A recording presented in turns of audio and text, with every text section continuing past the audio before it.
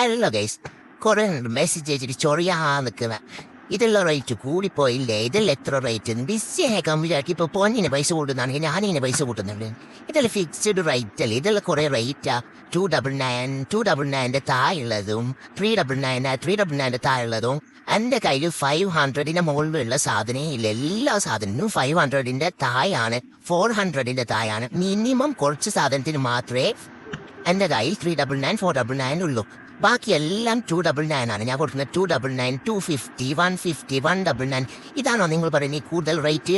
അപ്പം നിങ്ങൾ വിചാരിക്കുന്നത് ഞമ്മ ഈ മാല ഇങ്ങനെ പർച്ചേസ് ചെയ്തിട്ട് സാധനം പർച്ചേസ് ചെയ്തിട്ട് നിങ്ങൾ കഴിക്കുന്നത് ഇങ്ങനെ പണിയുണ്ട്, ഫ്രീ ഷിപ്പിംഗ് അല്ലേ, നമുക്ക് ആകെ കിട്ടുന്ന അത്രേ ലാഭം കിട്ടുന്നുള്ളൂ. പിന്നെ ഞമ്മ ഒരു ഇഷ്ടമുണ്ട് ഞമ്മ ഇത് ചെയ്യുന്നതേ ഉള്ളൂ.